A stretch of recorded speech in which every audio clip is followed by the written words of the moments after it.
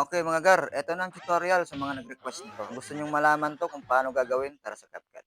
Okay, tap natin yung CapCut, then new project tayo. Ito yung video ginawa ko. Unang clip 'to gar. Okay, umakting lang kayo diyan na parang may sinipa, then umatras kayo, tumakbo, ayan. Then ito yung pangalawang clip mga gar, parang sinipa din kayo. Dapat do'n kayo sa may jacket ha, na sinipa niyo. Then parang habulin mo siya. Okay, umpisa tayo. Punta muna tayo sa aspect ratio.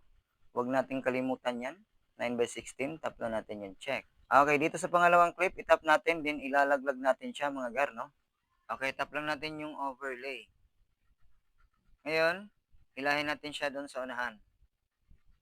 Okay? At dito 'yung sa baba na clip, 'yung in-overlay natin, bawasan natin siya, dapat do'n sa ayan, sa yumuko pa siya.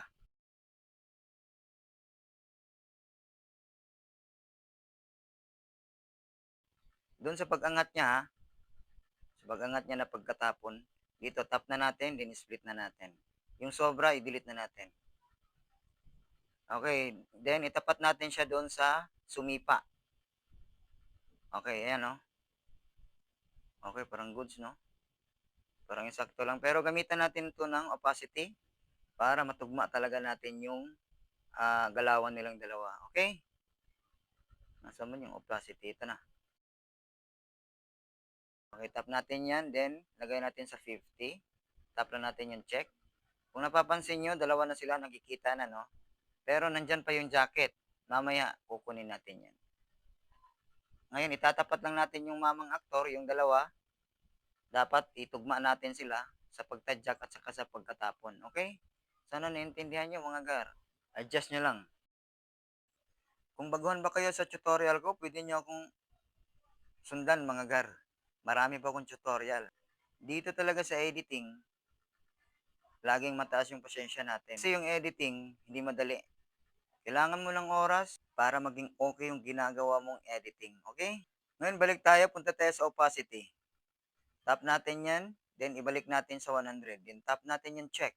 Alright, kung napapansin nyo, isa na lang siya, no? Ngayon, imamas natin siya. Dito, horizontal lang gamitin natin, i-tap natin, then walingin lang natin siya. Ayan, dapat yung dalawa ang makikita, no? Kung napapansin nyo, may arrow sa gilid. Ayan, yung tinuro ng kamay. Pwede kayong mag-adjust dyan. Pwede din dito sa horizontal, i-tap lang natin yung adjust. Pwede po yan para hindi masyadong halata. Eto, dito ako nag-adjust, nilagay ko lang sa 15 siguro ito. 15 o ano ba yan? 16, okay? Then, check natin sa gilid kung okay na. Okay. Di ba? May pang-reels na kayo mga gar. Ganun lang kadali. Tap natin yung check. Then, kung nakatulong ako sa inyo, huwag niyo sana akong kalimutang i-follow. At i-share na rin yung video natin para makatulong din tayo sa iba. Tulungan lang po tayo dito para may content tayo, okay? At yung sound effect, ipapaubaya ko na sa inyo. Kung nababagalan kayo sa pagsipa niya, lagyan niyo ng speed. I-export nyo muna, then in-new project nyo, okay? Tapos pwede na natin yung i-export. Eto na po ang result. Huh?